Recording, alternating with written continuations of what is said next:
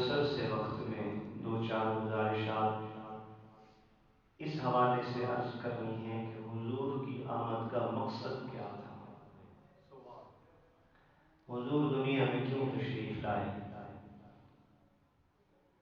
تو سب سے آسان لفظوں میں یوں سمجھیں کہ خالق کائنات کا جو رشتہ ہے اپنی بندوں کے ساتھ، اپنی مخلوق کے ساتھ، وہ رشتہ ہے انسان کا اپنے مالک سے بندگی کا۔ کس چیز کا رشتہ ہے بھائی؟ بندگی کا رشتہ ہے۔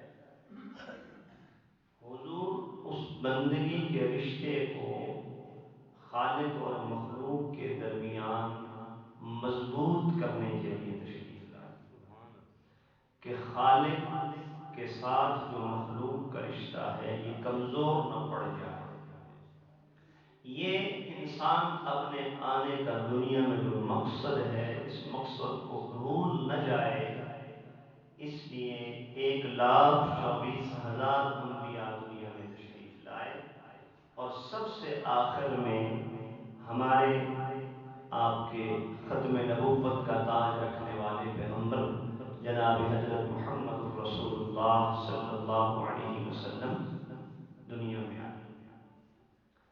اب اس کے اندر انسان نے دیکھنا یہ ہے کہ میں اپنے مالک کی بندگی کا حق ادا کر رہا ہوں کہ نہیں کر رہا،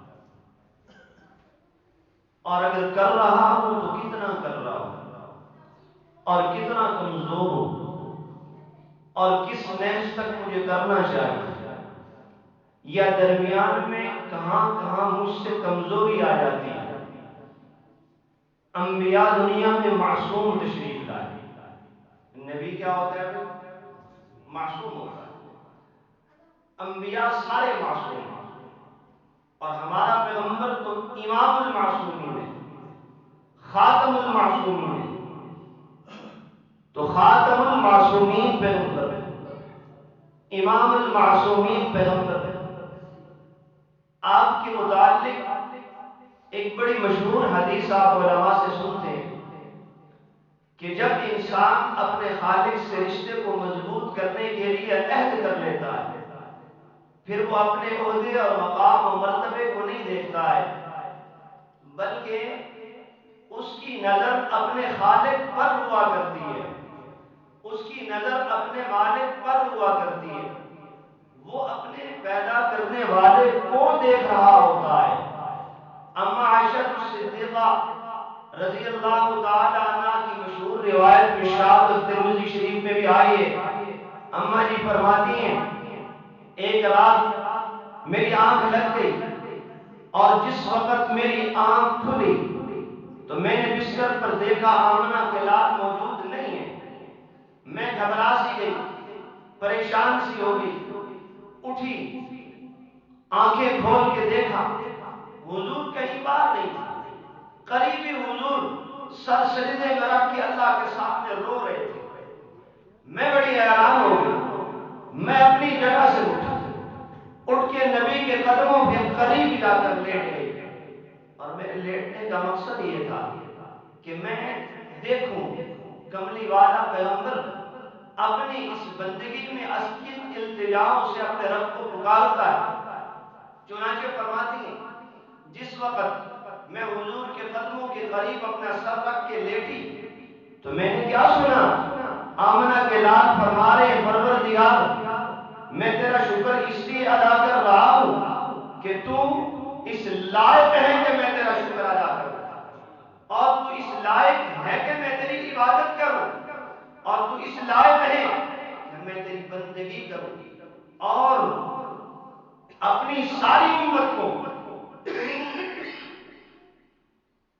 اس بندگی پر، میں ساری امت کو اس بندگی پر لے آؤں۔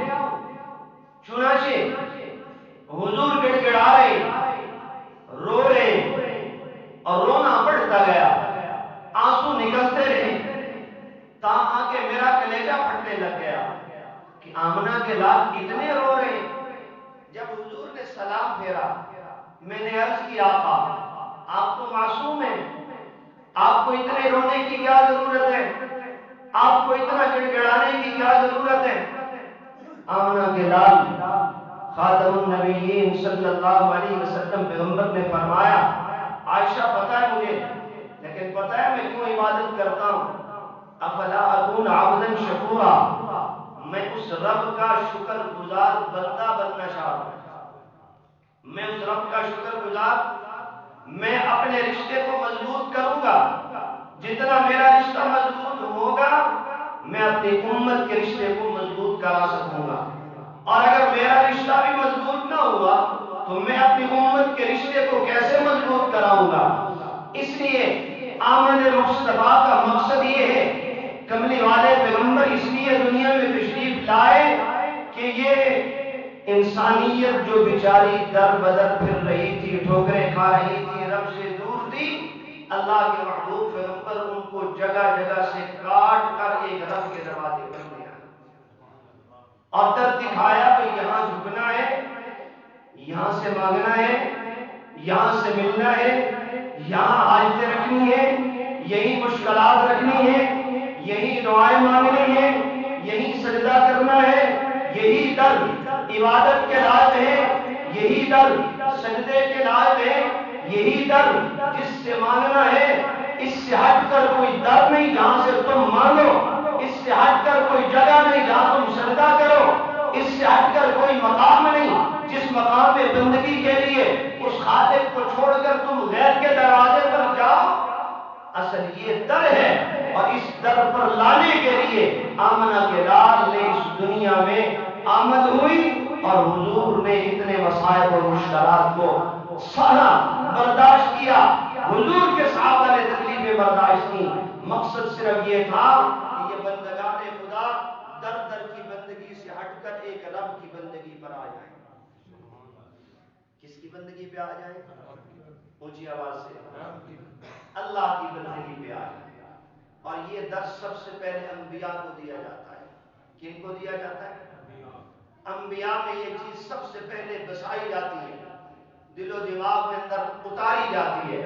انبیاء کا دل توحید رب العالمین سے معطر کیا جاتا ہے، اور انبیاء کے دل میں اس چیز کا شائبہ بھی نہیں آنے دیا جاتا کہ کہیں اس کو چھوڑ کر ادھر ہو جائے، ایسا شائبہ بھی رب اپنے نبیوں کے دلوں میں نہیں آنے دیتے۔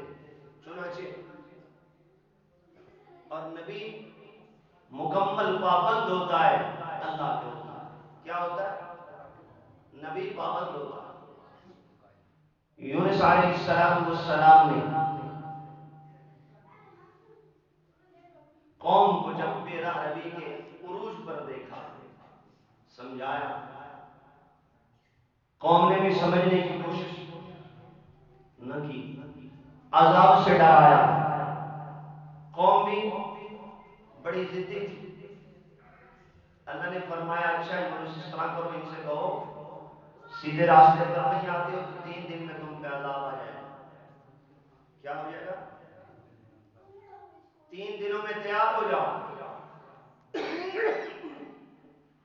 تم پر عذاب آنے والا ہے۔ چنانچہ اب اتنی بڑی یہاں پر حکم عدولی نہیں ہوئی جتنی بڑی سزا دی جا رہی ہے۔ آپ سوچیں گے وہ کیسے؟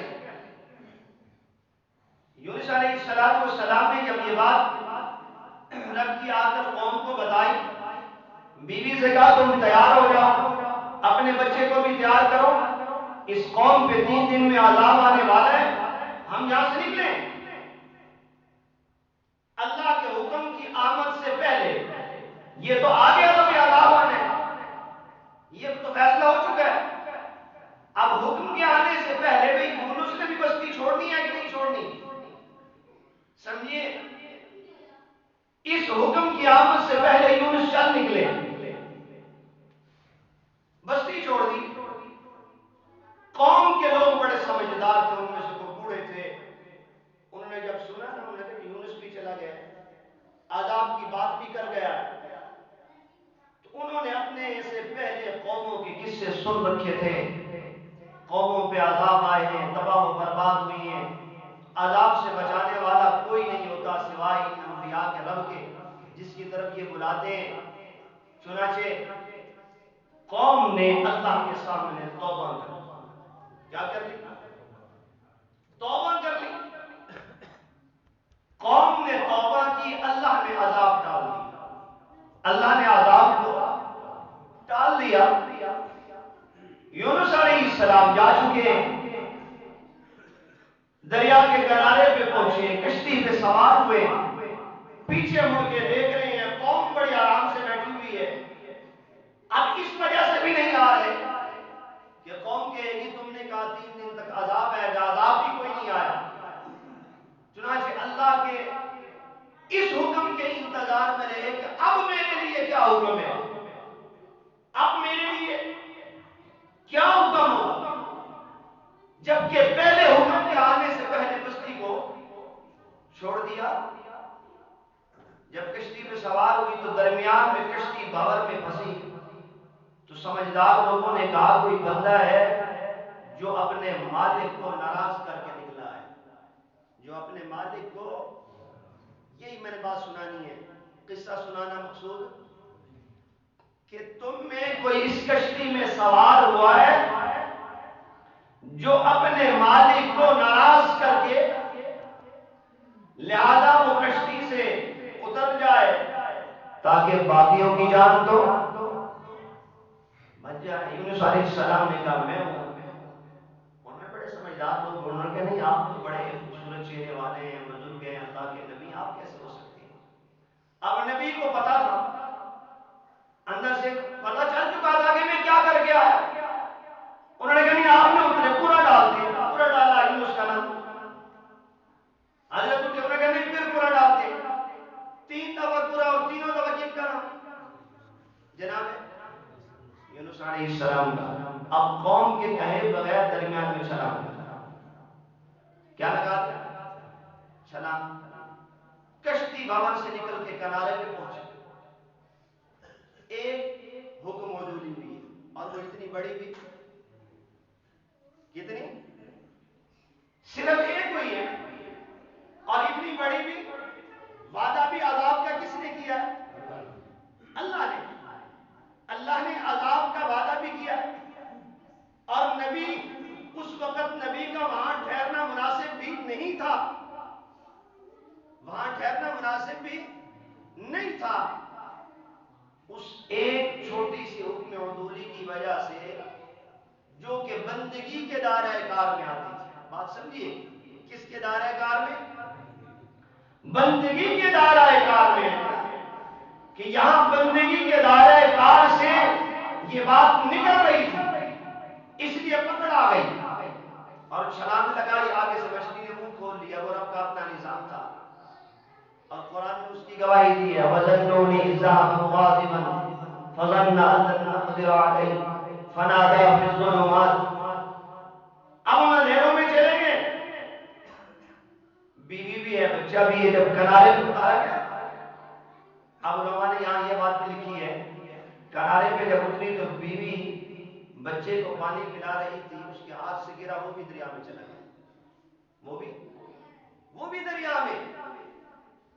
نبوت کا ہستا بستا گھر پریشانی اور آزمائش میں آ گیا. صرف بندگی کے ایک چھوٹے سے حکم عدولی کی وجہ سے آج ساری کائنات کا انسان پریشان ہے. اٹھتے بیٹھتے روتا ہے، چیختا ہے، لیکن سمجھتا نہیں ہے کہ میرے اوپر یہ پکڑ آئی ہے یا آئی کیوں نہیں ہے. اس لیے کہ یہ بندگی کے دائرہ کار سے نکل گیا. یہ بندگی کے، بولیے، یہ بندگی کے دائرہ کار سے نکل گیا ہے.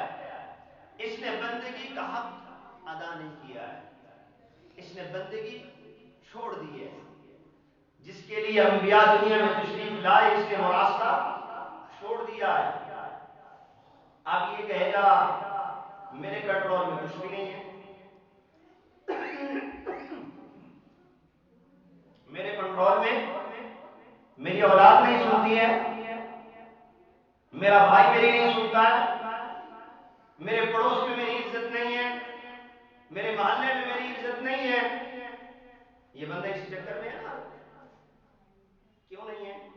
اس لیے کہ اس نے عزت کا راستہ کو چھوڑ دیا ہے, بندگی کا راستہ کو چھوڑ دیا ہے. تو میرے محترم دوستوں, انبیاء دنیا میں اس لیے تشریف لائے کہ یہ انسان در بدر بھٹکتا ہوا ایک اللہ کے در پہ آئے, بندگی کا حق ادا کرے, پھر جیسی عزت یہ چاہے گا ویسی عزت اللہ اس کو عطا فرمائیں گے. اگر ایسا نہیں کرے گا پھر یہ عزت کے خواب تو دیکھ سکتا ہے, اس کو عزت نصیب, یہ سکون کے خواب دیکھ سکتا ہے, لیکن سکون اس کو نصیب نہیں ہو سکتا ہے جب تک یہ اپنے مالک اور اپنے خالق کی بندگی کے دائرہ کار کے اندر سر سے پاؤں تک نہیں آ جاتا. چنانچہ حضرت یونس علیہ السلام کو سمجھ, چنانچہ اب وہاں سے پکار ہے لا الہ الا لا الہ الا انت سبحانک. اب سمجھ آئی کہ جو بندگی کا درس تھا وہ میں چھوڑ آیا ہوں, بندگی کے دائرہ کار سے نکلا ہوں, آزمائش میں آیا ہوں. چنانچہ اس دائرہ کار میں آنے کے لیے پھر کوئی راستہ ہے, کون سا؟ لا الہ, اونچی آواز سے پڑھ لیں, لا الہ. یہ وہ چیز ہے جس انسان میں بسانے کے لیے انبیاء دنیا میں تشریف لائے, لیکن انسان اس کو سمجھتا نہیں ہے اور سمجھنا چاہتا بھی نہیں. چنانچہ پھر اللہ تعالیٰ نے اسی بندگی کے دائرہ کار میں جب آئے, اللہ نے بیوی بھی لوٹا دی, یونس بار بھی آ گئے, بیٹا بھی مل گیا, اللہ نے سب کچھ پھر سے دے دیا. لا الہ الا انت سبحانک انی کنت من الظالمین. یہ بندگی کے دائرہ کار میں آنے کے لیے ہر بندہ مومن کو اس کے اندر آنے کی ضرورت ہے. بات سمجھیں؟ نمبر 2, ایک صحابی ہے حضرت زید رضی اللہ تعالی, کافروں نے گرفتار کر لیا. چنانچہ بندہ گرفتار کر کے پکڑ کے لے گیا دور دراز جنگل میں. کہتے ہیں بڑی ویران سی حویلی کے پہاڑوں کے درمیان, وہاں میں گیا, دیکھا مجھے سر نظر آئے, لاشیں لاشیں ہیں, ہڈیاں ہڈیاں ہیں, بندے مرے پڑے پھٹے پڑے. میں بڑا پریشان ہوا.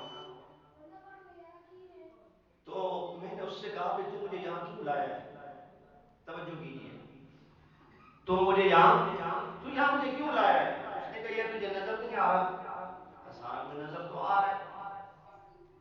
تو کہا ان جیسا میں نے تیرا حال کرنا ہے, انہی جیسا تیرے ساتھ میری دشمنی بھی نہیں ہے, تیرے ساتھ میری لڑائی بھی نہیں ہے, پھر ان جیسا میرا حال کرنے کی تجھے کیا ضرورت ہے؟